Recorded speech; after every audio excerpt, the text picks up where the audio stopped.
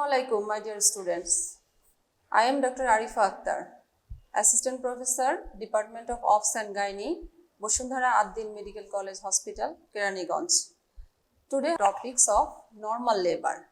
Before knowing normal labor, we must know what is labor.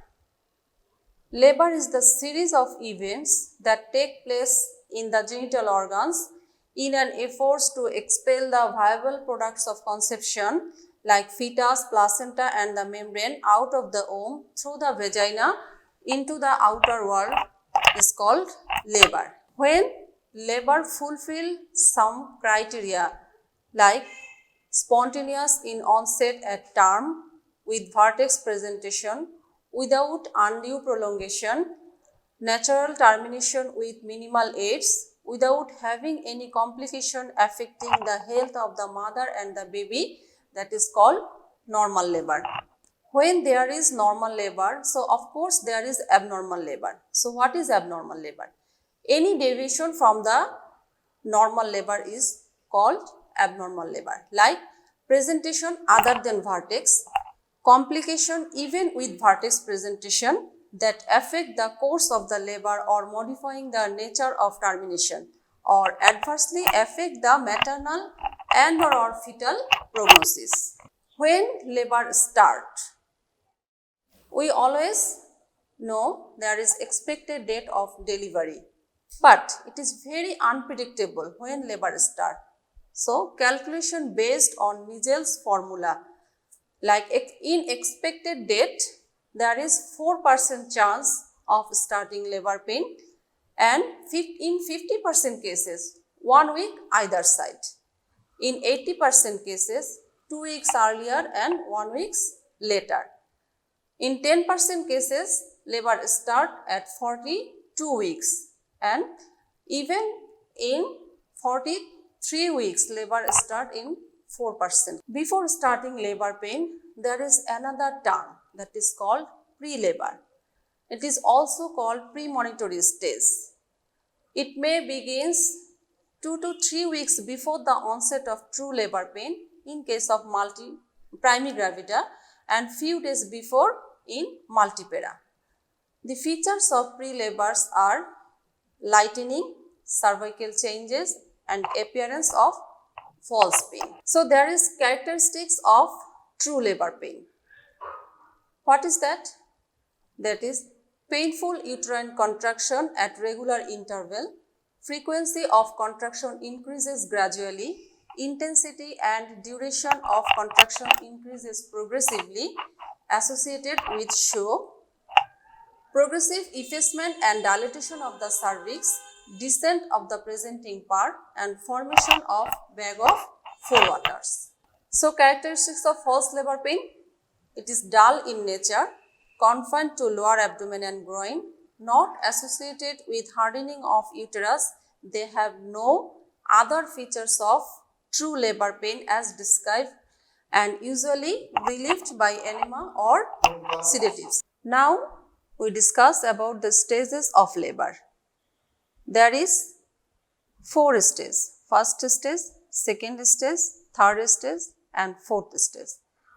First stage, it starts from the onset of true labor pain and ends with the full dilatation of the cervix. It is also called cervical stage of labor.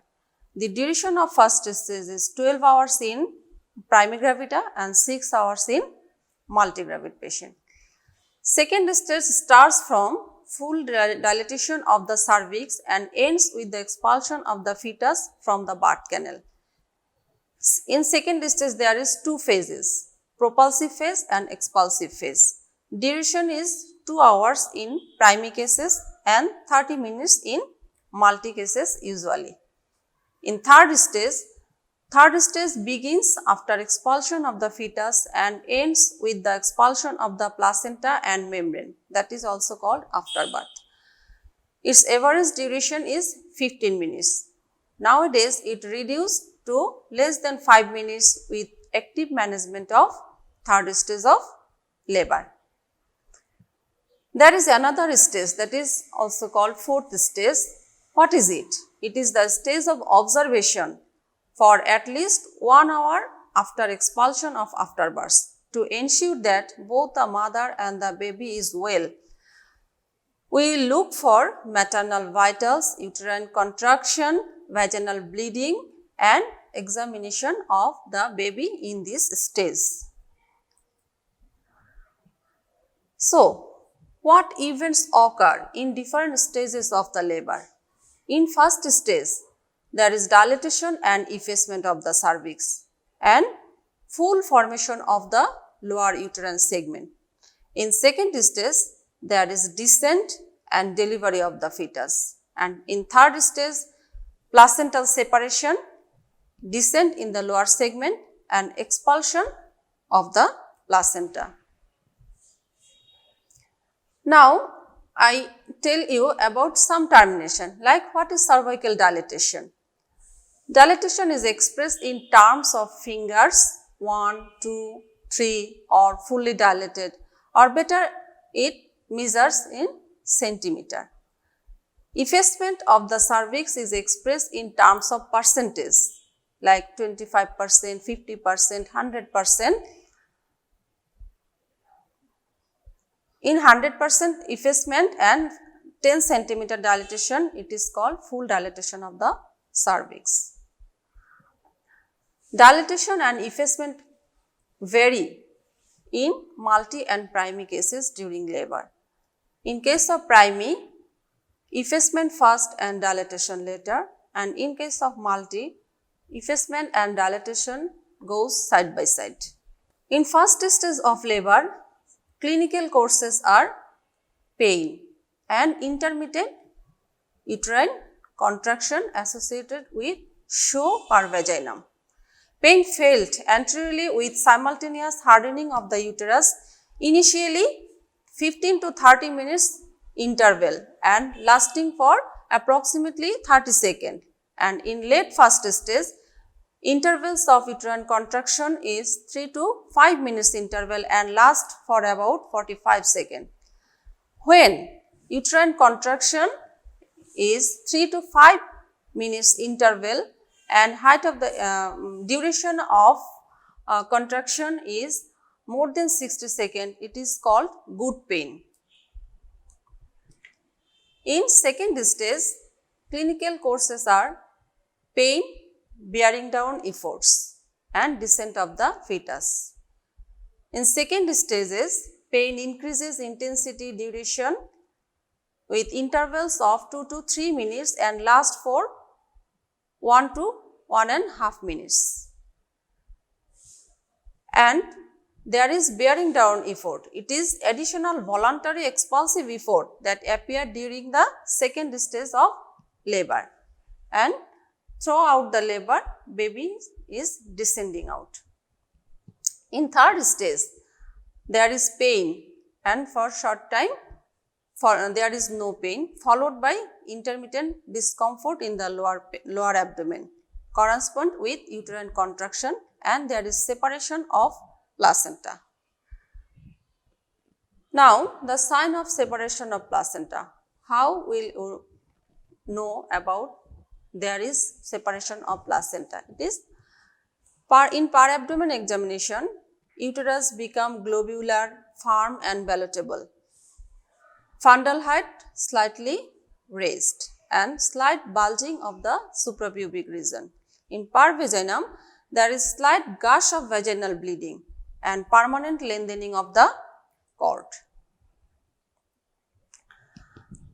Now, I will discuss about the mechanism of labor, how labor occur. So, at first I must know about what is mechanism.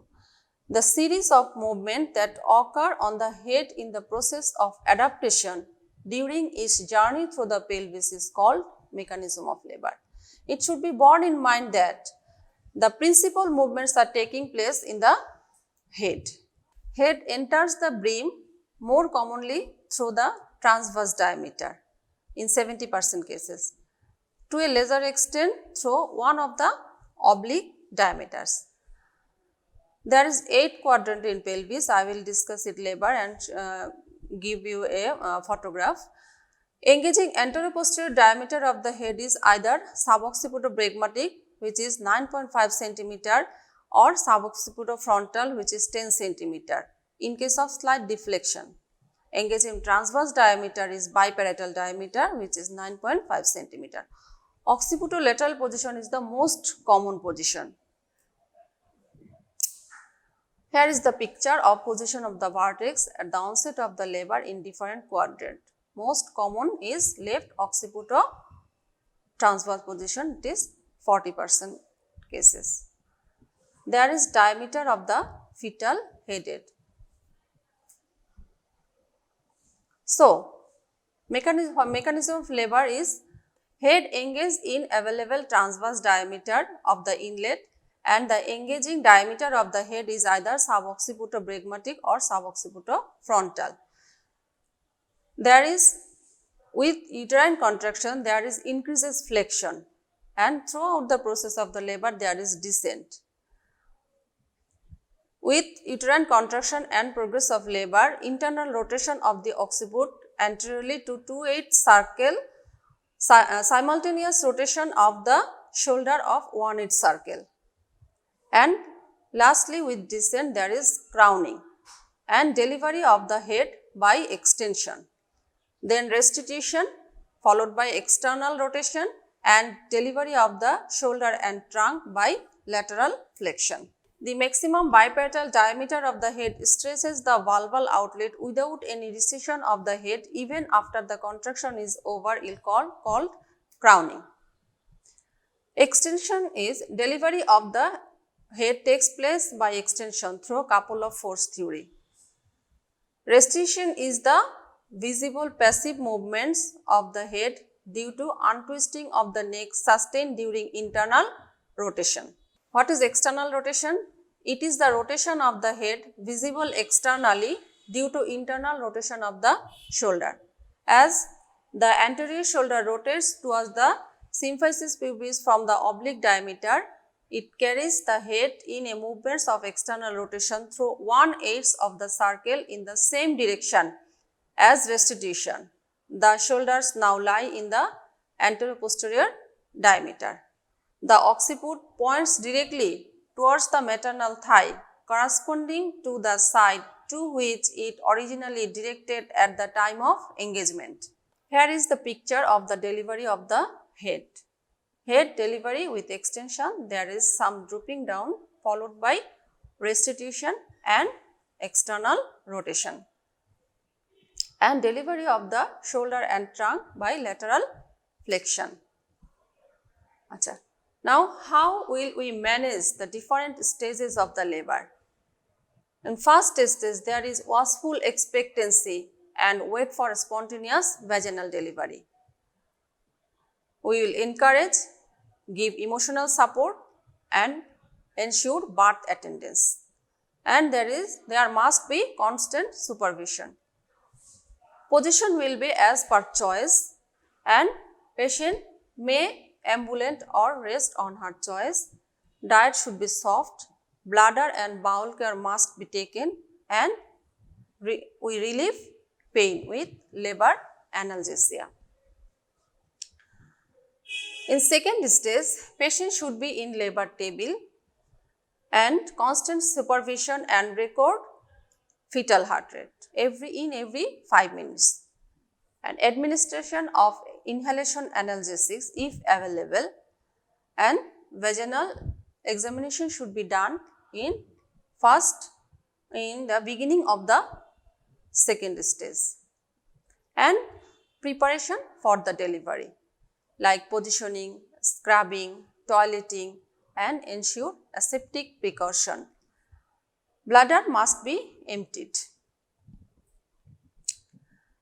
Delivery of the head will be slowly in between contraction, and delivery of the shoulder and trunk is gently first drawn posteriorly to deliver the anterior shoulder, and then in upward direction to deliver the posterior shoulder, and rest of the trunk is delivered by lateral flexion. After delivery of the head, we will manage Immediate neonatal care, like a gauze piece will be taken in hand and dry up of mouth and nose, cleaning of eyes. Then cord is clamped by two coccus forceps. Near one is placed 5 cm away from the umbilicus and is cut in between. Two separate cord ligatures are applied with plastic cord clamp or with sterile cotton threads 1 cm apart using reef knot. The proximal one being placed 2.5 cm away from the navel and delivery time should be recorded. Now come to the third stage.